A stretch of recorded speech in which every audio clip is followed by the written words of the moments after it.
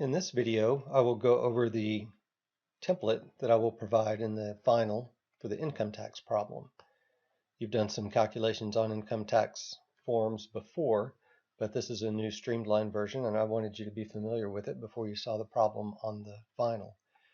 I've streamlined it to include only the IRS Form 1040 and the qualified dividends worksheet because that's all I will ask you to calculate on the final. And I've referred to some cells down here in this area. They all look at this tab called completed template. So let's go over to that and look at how it's laid out. What I've done is I've put the IRS 1040, a streamlined version up here in the upper left.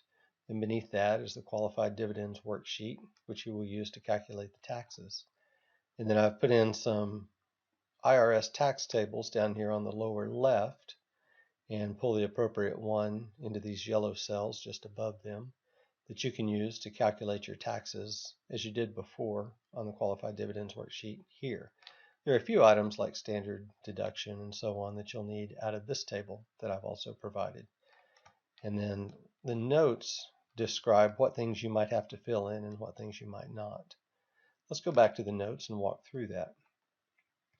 Again, all these references deal with this completed template version.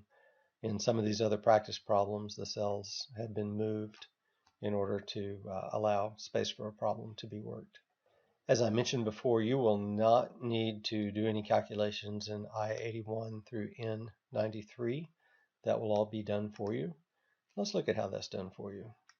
So when you're trying to calculate the income tax down here at the bottom of the worksheet, and you need to figure a tax on a certain number and retrieve a certain row from this table, then you'll know how to calculate that based on retrieving the correct row where your taxable income is over some value but not over another value. And then you'll pull in a base tax plus a percentage of the excess over some other amount. You need to be able to use the index formulas to pull out of the yellow cells. You do not need to worry about getting the yellow cells populated based on your filing status. I've already taken care of that with some offset formulas that you can look into if you're interested, but will not be on the exam. Again, this will be completed in any template that I give you on the exam. You will not need to complete it. Things you might need to do on the exam would be populate input cells based on the given taxpayer's situation. And so the input cells by default in Excel are these orange cells. The other thing you might need to do is calculate these formulas in the green cells. This is something you've done many times earlier in the semester. Very slight modifications as we've updated to the 2019 form here, but I'll be surprised if anyone sees any differences. Pitfalls in populating those green cells, remember, just grabbing the wrong cell mistakenly, confusing your min and your max when you're trying to make sure a value doesn't go below zero. Putting in the wrong order. If the instructions ask you to subtract line X from line Y, it's easy to say X minus Y when we should really say Y minus X. And then finally, forgetting how to use the index function. I'd be surprised if anyone can forget that after the amount of time we've spent on it in the last couple of weeks, but I think those are the four things I'd want to be comfortable with going into the exam for the green cells. Then in rows 75 and 77, as I referred to just a minute ago, this is where you'll calculate the actual tax based on some number it asks you to figure the tax on. So be able to do that.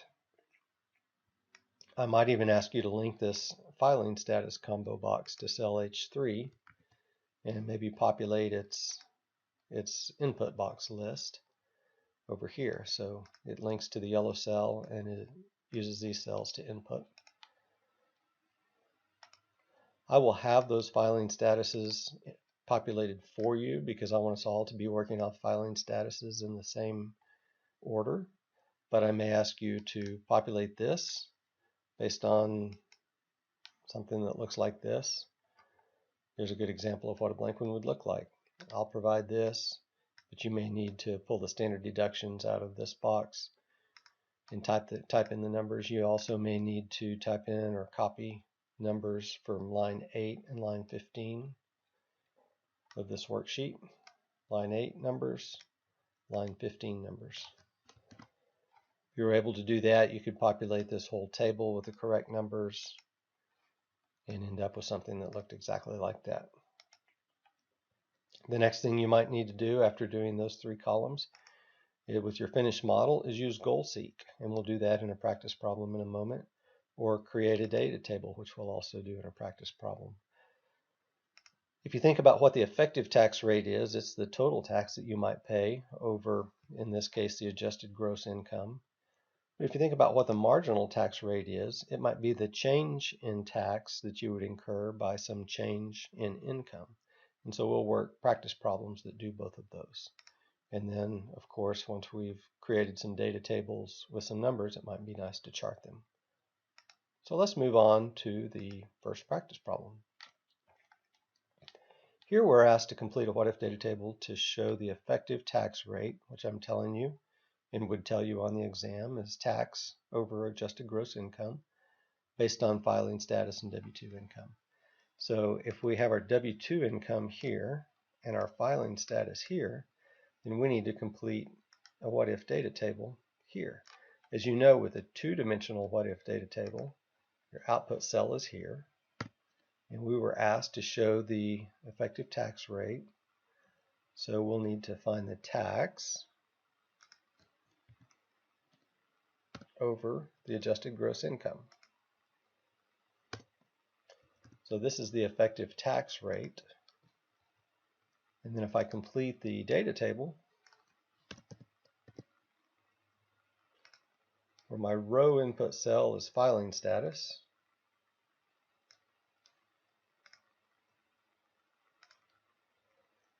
and my column input cell is W-2 income, then I can see what the effective tax rate would be for any combination of W-2 income and filing status. And then I can make a chart out of that.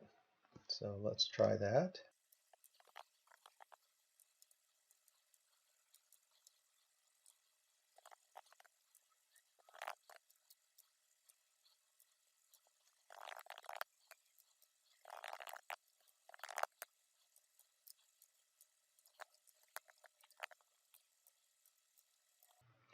Now we've matched the chart, and we can see that in general, actually across the board, effective tax rates are higher for single filers than for people who are married filing jointly. And we can kind of get an idea of where those effective tax rates are. Moving on to the third problem, at what level of W-2 income would a person filing single pay exactly 15% of their W-2 income in federal income tax? So here, which I should not have had in the problem, we need to find tax as a percentage of W-2 income. So tax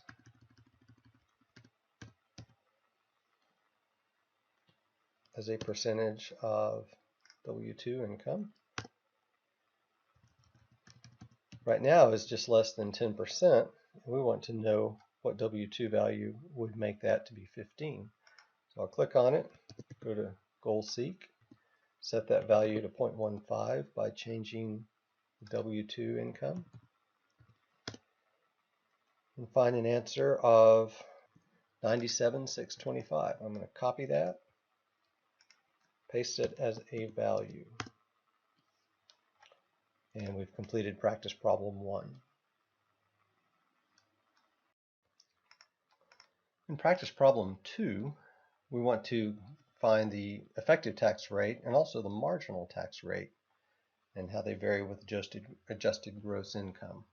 In step 1, we'll complete a what-if data table for single filing status. Let's make sure we have single filing status, showing how tax, AGI, and effective tax rate, tax, AGI, and effective tax rate, which is tax over AGI, vary with W-2 income.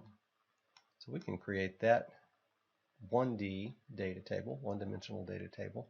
Then we'll come back in step 2 and calculate the marginal tax rate. So that requires us to start with some W-2 income, which has been pre-populated for us. We have the tax, from row 12A and the AGI from row 8B. We can calculate the tax over AGI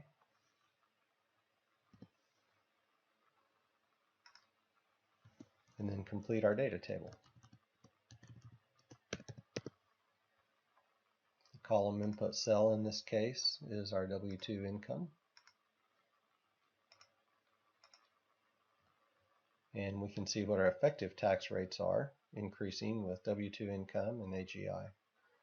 Our marginal tax rate, the change in tax over the change in AGI, can't be calculated in this first row. It's not part of the data table. We don't even need anything there.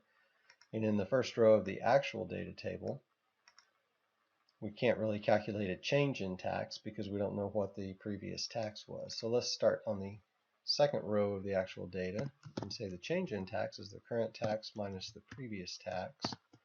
We divide that by the current AGI minus the previous AGI. We find out that when our AGI went up $100, our tax went up $10. So we would hope to see a marginal tax rate of 10%. If we copy that formula down, we can see that as we climb through the tax brackets, our marginal tax rate goes up. So let's plot that and see if we can create the chart. We will need the effective tax rate and marginal tax rate versus adjusted gross income. So AGI, again, let's stay away from that top row that just refers to the formulas. Let's start with the real data for AGI, effective tax rate, and marginal tax rate.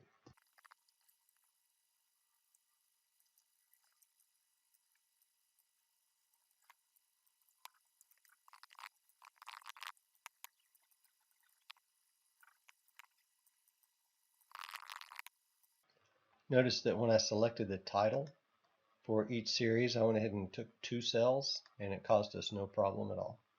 And that's the solution to practice problem 2.